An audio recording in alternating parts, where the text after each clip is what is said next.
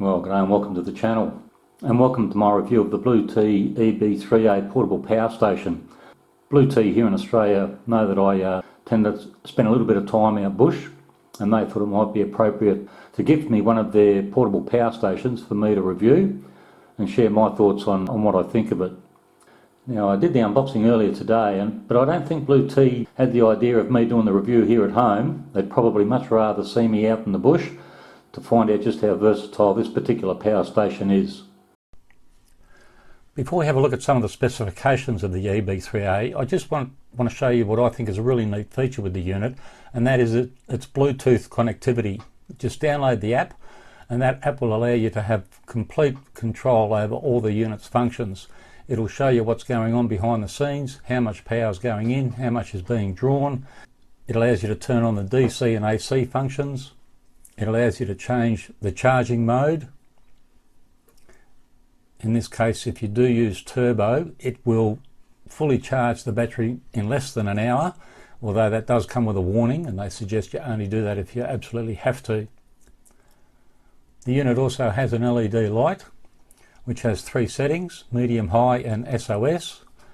And once again, you can control all that functionality just by using the app. Now, the LED screen on the unit does turn off automatically after 60 seconds. But what this app allows you to do is, once again, to see what's going on behind the scenes without having to reach over and continually turning on the unit to have a look at how much power is going in or how much is coming out. In this case, we've got 9 watts going out, and that's because I'm powering up a small battery pack with it. Let's talk about the cables that come in the box. You get 2 cables. One is the charging cable for an AC outlet. That is the one you'd have at home, or off a generator, I guess. The other one is one that connects from a solar panel into the unit itself. Now, if you're going away for, I guess, 1 or 2 days, then one charge might be enough to charge things like your iPad, your iPhone, batteries, that sort of thing. But because I was going away for 10 days, I needed the ability to charge it some other means other than just the AC. Now, I have my own solar panel. The car has been set up to charge my second battery using a solar panel through an Anderson plug at the back of the car. You can purchase a cigarette lighter charger separately, but I didn't have enough reaction time for that. So I went to the local blokes at a 12 volt shop, and they were able to knock up a cigarette lighter adapter that I could plug straight into the solar adapter that comes with the unit. The plugs they use with the unit are industry standard. They're not difficult to obtain. So yeah, these blokes were able to knock up an adapter, use the cigarette lighter off the car to charge the unit up. I can't use my solar panel to charge their unit. The reason for that is the unit comes with its own regulator, and my solar panel has a regulator, so I can't use my solar panel arrangement. Let's start from the top left. First we have the cigarette lighter port. Below that we have 2 DC 5521 ports. We then have the DC power button, the DC input port, the AC input port, the AC circuit breaker, the wireless charging pad, the LCD screen, the LED lamp, the LED lamp button, 1 USB-C port, 2 USB-A ports, the AC output port, and the AC power button. Well, this is the morning of day 6 for us on the road, and last night I used the EB3A to power a number of things, some strip lighting,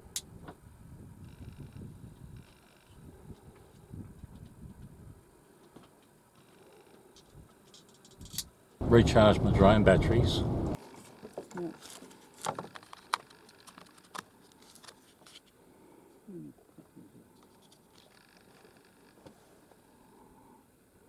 and also ran the fridge for a couple of hours using that.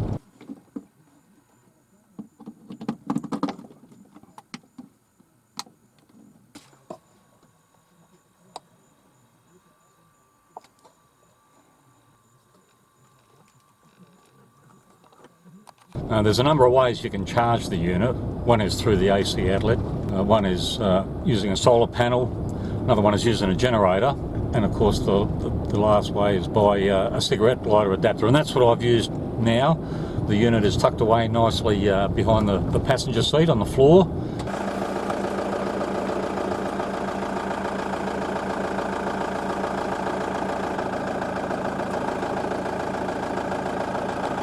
And plugged into the cigarette lighter socket.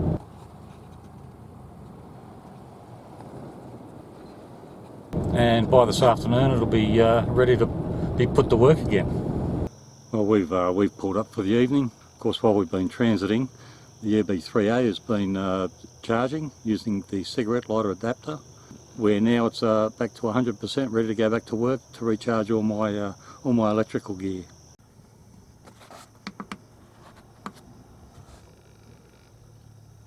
Let's take a moment to have a look at some of the information on the LCD screen. Firstly, the eco mode indicator, the turbo charging indicator, low battery alert, input power, output power, battery capacity, the AC frequency, the temperature anomaly alert, short circuit alert, overload alert, the remaining time indicator, the UPS indicator, the AC indicator, and finally the DC indicator. Let's talk about some of the specs of the EB3A. It features a 600 watt power inverter and a 268 watt hour lithium FePO4 battery pack. It's got 8 output ports that are sure to meet everybody's needs as far as charging different devices simultaneously. It's got a 15 watt wireless charging pad on top, which greatly facilitates the charging of a suitable cell phone. This unit is a great storage option for both camping and in fact for emergency use at home in the likelihood of a power outage. It's got one 220 volt, 240 volt, 2.6 amp outlet. It's got one 100 watt USB-C port. It's got two 5 volt 3 amp USB-A ports. It's got two regulated 12 volt 10 amp DC outputs. It's got one 12 volt 10 amp car port, cigarette lighter adapter. With a maximum input of 200 watt, this power station can be fully recharged in about 2 hours with solar panels. It can also be fully recharged from an AC outlet, a wall outlet, in about 1 hour when the turbo mode is on. It supports AC and solar panel charging simultaneously with a maximum of 430 watt input. And if you download the smart Bluetti app, you can manage the device simply and easily. If you need more information on the technical data and specifications, I'll leave a link in the description below. Well, I'm just transiting back towards home. My final thoughts on the EB3A. You know what, I think as an entry-level portable power station, it would be ideal both for camping and in fact for domestic use. Over the last 10 days it's been able to adequately keep all my portable mobile devices fully charged. It's light, it's compact, it's easy to operate, and I think if you're a couple or a small family, it would be more than ideal to meet your needs. Now if you think the EB3A is the right choice for you, I'll leave a link in the description below on how you can obtain your own. Anyway, look, if this is the final approach, you know what that means? See you on the other side.